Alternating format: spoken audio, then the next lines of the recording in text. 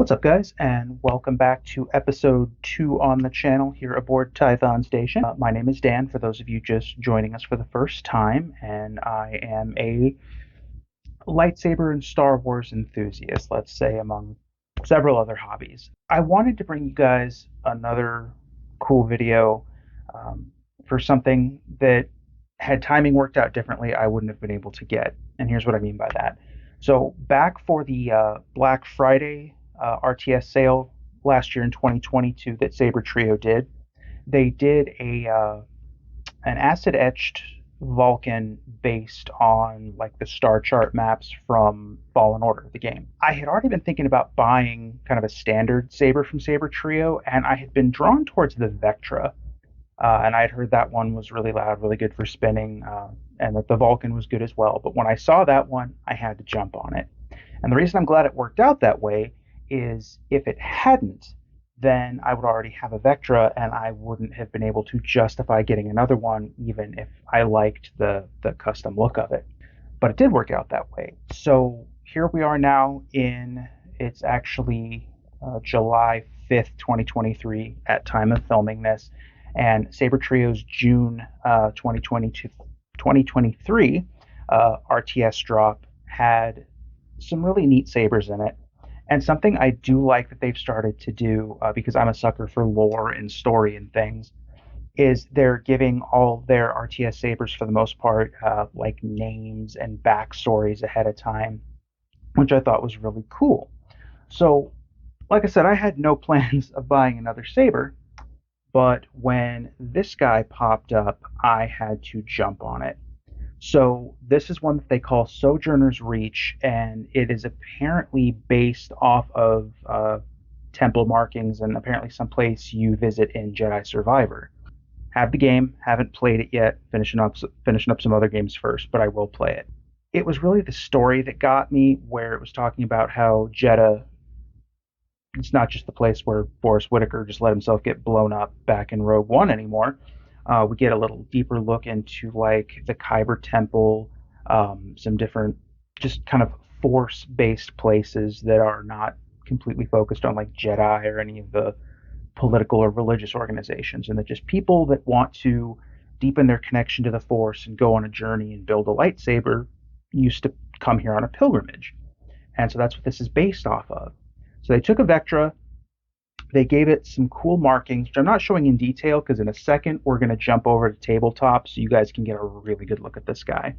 But they did a dark gray graphite powder coating over the acid etching of all the designs. They went with looks like a chocolate brown leather wrap on the handle, which is a strip of Napa leather from what I understand. Got a brass CoverTech wheel, an actual brass one. It's not just like gold painted plastic or anything. We have a gold activation switch on it, and there is I forget the name of the blade plug they put in this one. I think it was called like the Neopixel or something. I've modified this already slightly, and I have a new blade plug coming that I'm going to keep in here. Nothing wrong with this one at all. It's just purely an aesthetics thing. And at the end of the video, I'm going to talk about just a couple minor changes that if I were part of the design team there, I would have made. But there's nothing on this in terms of like quality or anything that I question. You guys didn't come here to look at this. I definitely understand that. So let's go ahead and jump over to the tabletop. I will give you some good up close looks at this, and then we'll kind of continue from there. See you guys in a second. All right, so let's take a close up here at the Sojourner's Reach. So a lot of what I was talking about you can see a little bit better now that we're in some light. We've got some repeating patterns down here. Up here, they have etched in a little bit around the neck. There's just a solid amount of detail here that I really enjoy. So, like in this direct light, there's a lamp right over here, and I have a window open behind me. It does almost look like a pencil lead gray here, kind of where you can see the light hitting it. But a couple days before this came from DHL, someone else had gotten theirs a little earlier than I did. And on the Sabertrio Facebook group, which is an awesome group, by the way, you guys should check it out.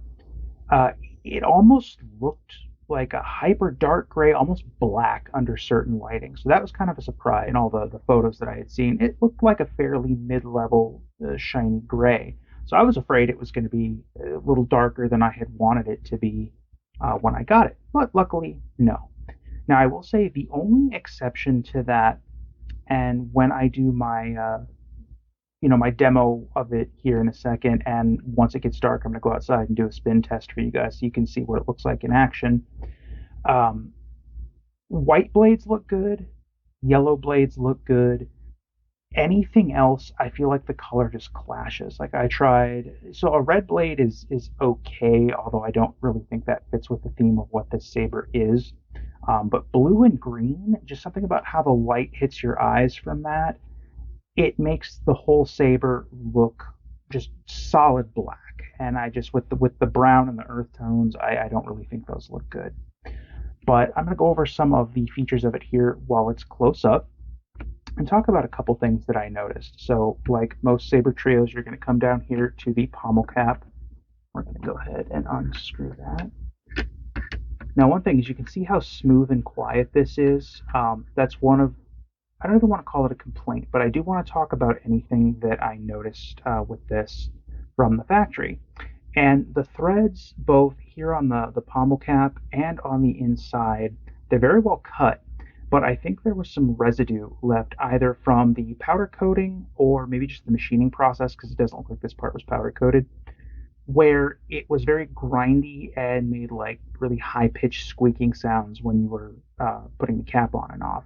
So all I did is I just took one of those little alcohol squares out of a first aid kit, kind of wiped off the threads on the inside and on here. Once that was cleaned off, I took just a tiny drop of pocket oil knife, not even directly on here, but on my pinky, and I just kind of went around the edge here with it, and then the threads of the saber inside, and now it's just fine. Like I can put this on, and I can spin it, and it all. If I had more leverage here at the desk, but it almost goes on no problem. Now I had mentioned the blade plug. Let's see if I can get this back a little. So right now, if I can get that to zoom, there we go. It has kind of like a rough gray look to it. And that's because I sanded it down slightly and hit it with some model paint, because that was like a gloss jet black. And I don't think that really fits with the theme of the saber. So that's actually why I have another blade plug coming for this thing that I ordered from Forsco Sabers on Etsy. It's going to be a little more of an interesting design, I think, and it is going to be brass to match the activation switch and the CoverTech wheel. And this is as good a time as any just to mention, honestly, like the one thing that I would change on this if I had been part of a design team. And this seems to be something I've noticed across all of their special edition sabers. So we've got the gold switch, the gold CoverTech wheel. Someone explain to me, other than cost saving measures, because it's probably what it is, and that's the easy answer, why is the aux switch the same matte silver that goes on all their sabers, as far as I can tell? For something that was meant to have a color theme, I really wish this had been like gold anodized or painted, or just like a brass switch here to kind of fit the theme. Now, that being said, some of the other hardware, this screw here, this is your blade retention screw here, those are black. This one here, as far as I can tell, doesn't really do anything. It's just for visual interest, I think. So this little greebly here is also black. So you could make the argument, that the story of this one was also that parts were piecemealed together to make a saber, and I could accept that were that not for the fact that all of their sabers are like that. So not a big thing. It's just a mild aesthetic complaint, and not even specific to this, but there's that. And as far as like machining problems, I had seen a couple spots where the powder coat wasn't completely even. I mean, like small, little, minuscule spots that were like, I don't know if you can see this little nub right here, but like smaller than that. But looking again, I can't find it. The glue there was kind of a overpour of the glue down here that I scraped off, and there's still a little bit right here that I need to correct. But as someone who has done leather wrapping on several saber hilts, it's almost impossible not to have that happen. So these are not complaints. These are just any things that I'm noticing that were not like dead on perfect. Because, for some people that could be a problem. I personally don't see that as being an issue, but I just wanted to mention everything that I noticed. So what I'm going to go ahead and do now, guys, I'm going to jump away from the tabletop. I will go back to the inside view. I'll show you how it activates, how it fires up, some of the features of it, and then this evening I will jump into some outdoor spinning tests in the dark. So I will see you guys in a sec. All right, guys, welcome back from the tabletop. Now what I'll do, because we're getting fairly close to done here, I'm going to run through some options here. Say you don't want to pay as much as I paid for this guy. I paid $749 USD and $50 for shipping. And you want just kind of a more plain aesthetic version, like a brushed satin or something. They have finishes on these starting at like $549, so you can get them for a couple $100 cheaper than some of the RTS models, especially with the powder coating. I believe they even have some like baselit models, like stunt sabers that start at like 250 or 275, something like that. So there are always options for you. As far as what comes with, I believe, all of their Neopixel sabers, you're going to get some sort of corresponding blade plug, some extra hardware, so blade retention screws, an extra hex key if you lose it. Obviously, the battery comes with it, pre-installed. You also get a 32-inch blade that I think that's really nice. I typically will use my Bendu Armory blade. I think it's a little brighter and more true to color, but mostly it's because I'm 6'4", and a 32-inch blade, that is just too short. I look silly spinning one of those. But you get a blade with it. It's free, which is really nice. So we're going to go ahead and kick the kill switch on here.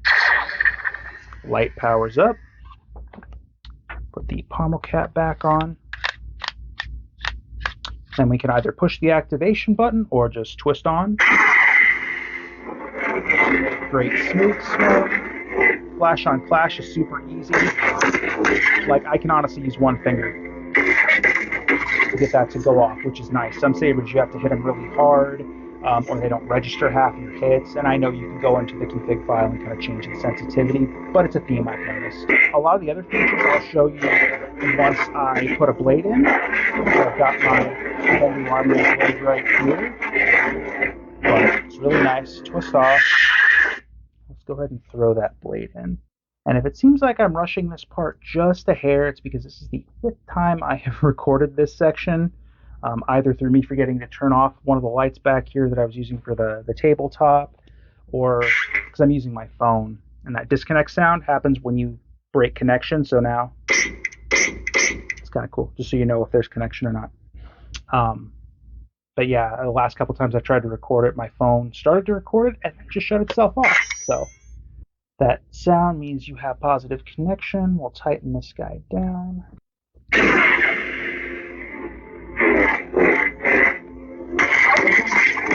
Some of the effects might be kind of hard to see, I know, on camera because of the yellow blade, but you'll see them better when I go do the spin test tonight in the dark.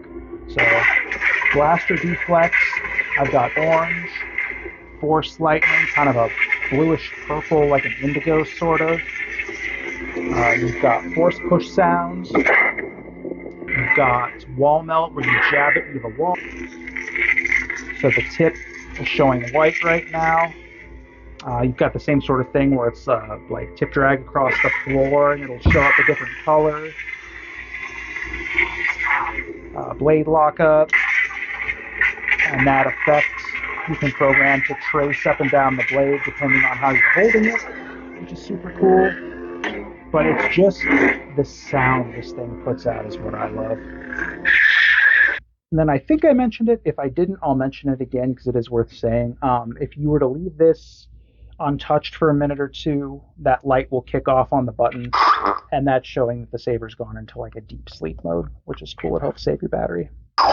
With my Vulcan now, a lot of the time I don't even turn it off. I just put it back in the display case and let it go into sleep mode. That way, if I just pick it up and I press the button, we're back on. All right, guys. So that is all for now. I will go outside, do the spin test for you. We'll come back in, wrap up final thoughts, and just want to thank you guys in advance for just sticking with me this long. See you guys in a bit. All right, guys, hopefully you can hear me. I was going to do the spin test outside, but this is Las Vegas in the middle of July, so it's still over 100 degrees outside. It's also super windy, and there are a lot of wind chimes in my backyard, so you wouldn't have been able to really hear anything. Tried my garage, not quite enough space in there, so we're gonna try this in my living room. So we're gonna go ahead and power this guy up. I will spin this. I'm gonna go slow though, because I've got my TV behind me, I've got the fish tank behind me, but this is literally the only space in my house where the blade's not gonna hit the ceiling. So first one is going to be a yellow font. This is one of the fonts that I put together.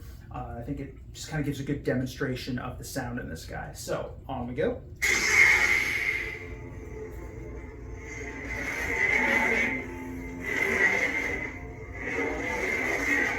Real good smooth swing.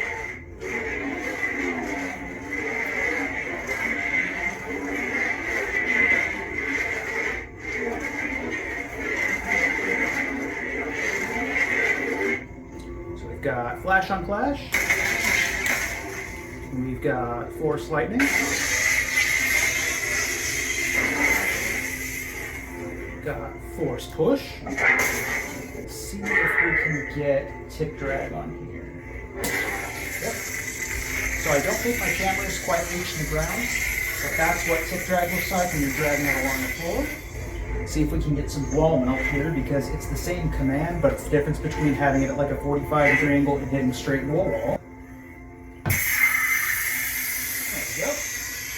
Kind of a reddish, pinkish orange.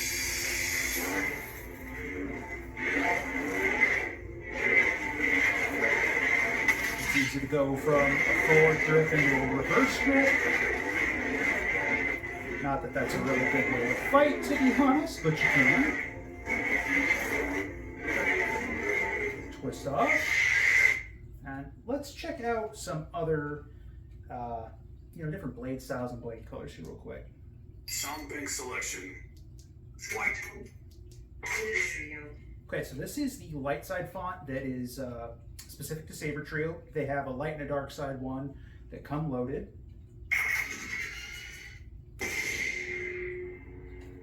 So very vivid blue.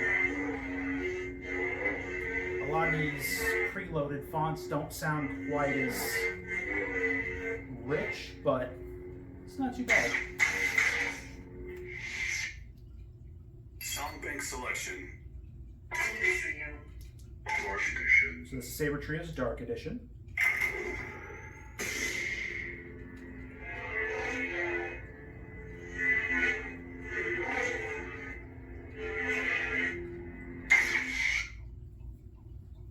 Snap my wrist a little hard on that one, set off a clash. Dark edition. Balance, I believe, is a green blade. Yep.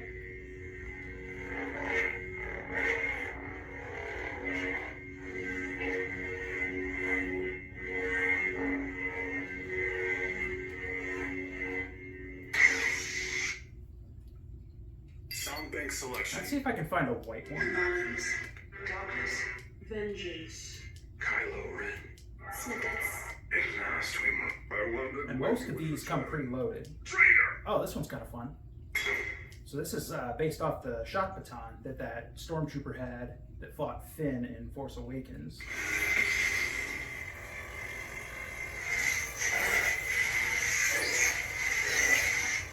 So, not really traditional lightsaber, but the effect is kind of cool. Okay. And then here's another one I put together. I have a white blade assigned to this one. This was actually the one that I made for my Vulcan initially, because it was supposed to be kind of like dark side at one point, but redemption. So it's got kind of like a choral hum to it, but it is still a little on the deep side, and you'll hear it.